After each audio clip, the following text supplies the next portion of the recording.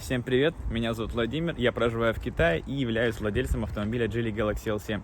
Сейчас я хочу вам рассказать про скрипы в салоне этого автомобиля и про внешний пластик. Машина у меня немного грязная сегодня, но думаю, ничего страшного. Пластик здесь не крашеный на порогах, зазоры минимальные, скрипов никаких нет, люфтов никаких нет, сделан очень-очень качественно. Это не клей, он на клепке посажен, так что достаточно сложно его даже сломать, в принципе. Так, передний бампер тоже посажен на клепке. Я смотрел схему разборки этого бампера, клепок здесь крайне много, разбирать его достаточно муторное дело, но я думаю, оно того стоит. Так, передняя губа, она немного острая, думаю, ей будет очень удобно резать снег. Снизу все зашито. То есть, видите, все зашито, и когда вы застряли в снегу и едете назад, у вас бампер от снега не оторвет. Это будет сделать крайне сложно, здесь незачем цепляться. Тренировочная проушина. Мы привыкли, что чтобы ее поддеть, нужно ковырять отверткой, либо ломать ногти. Здесь все очень легко сделано. Раз, достал. Также обратно. Все.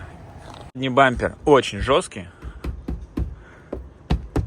То есть тут очень много видел видео с ДТП, когда этой машине въезжают взад.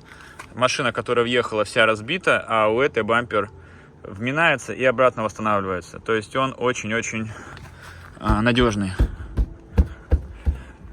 Бампер очень хорошо играет. Есть какие-то ребра такие типа аэродинамические, вот, но думаю, что они также являются ребрами жесткости, чтобы бампер сохранял свою форму. Спойлер. На Taobao очень много спойлеров, которые можно докупить, красивых, интересных. Штатный спойлер тоже неплохой и очень жесткий. То есть его, это одна целая с крышкой багажника. Вот этот вот плавник антенна тоже очень хорошо крепится, никаких проблем. Так, рейлинги. Рейлинги жесткие, на ощупь как будто бы алюминиевые, то есть прям чувствую металлический холод. Абсолютно 0 люфтов. Хромированные накладки на дверях. Я вообще не являюсь фанатом хрома. Если у машины не круглые фары, то хром ей не нужен. Но что есть, то есть. Машина с черной крышей вроде как без хрома. Также есть на Taobao в продаже за очень небольшую сумму, за 25 юаней, ветровики, дождевики, ветровики, как мы их называем, которые помогают не попадать каплям дождя с приоткрытыми окнами. Также они убирают абсолютно все шумы на скорости. Я хотел бы такие себе приобрести, но мне не нравится, как машина выглядит с ветровиками. Хотя всю жизнь на всех машинах у меня были ветровики, это ужасно удобно. Лобовое стекло. Здесь у нас установлен штатный видеорегистратор, вот его видно. И также есть штатный лидар, который помогает определять дорожную обстановку, показывает на приборке машинки, рисуют их, да? Вот, очень полезная, удобная штука. Сейчас, наверное, не видно нифига. У машины есть рекуперация, то дисковые тормоза здесь очень быстро покрываются коррозией, потому что бывает такое, что за всю поездку ты можешь ни разу не нажать на тормоз. Вот, я езжу достаточно динамично, поэтому тормоза у меня всегда чистые. Машина соседки, ездит девушка, это видно. Одна из первых комплектаций, маленькие колеса, и тут у нее очень ржавые тормоза, потому что она, скорее всего, ездит очень медленно и на тормоз не жмет.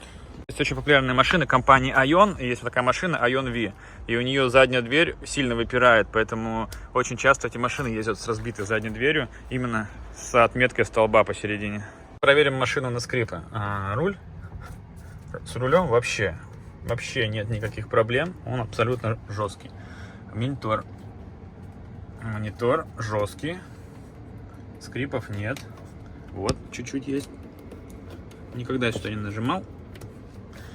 Так, приборка торпеда.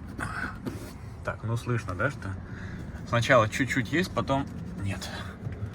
Вот, сначала чуть-чуть есть, потом нет. Вот единственное, что двери. Вот эта дверь не скрипит, а вот моя дверь чуть-чуть вот. Когда дергаешь сильно. Чуть-чуть. Так. Что еще? Еще вот.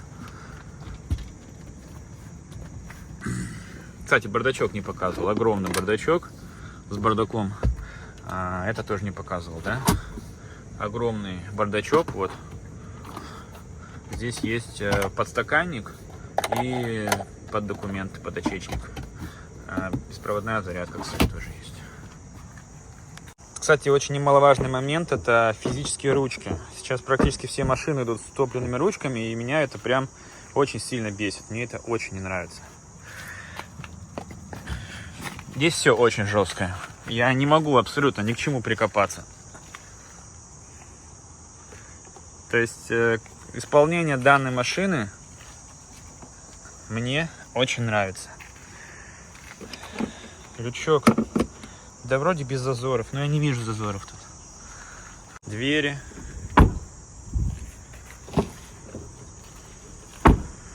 На всех комплектациях стоят вот такие фендера с такого пластика, да, не крашеного.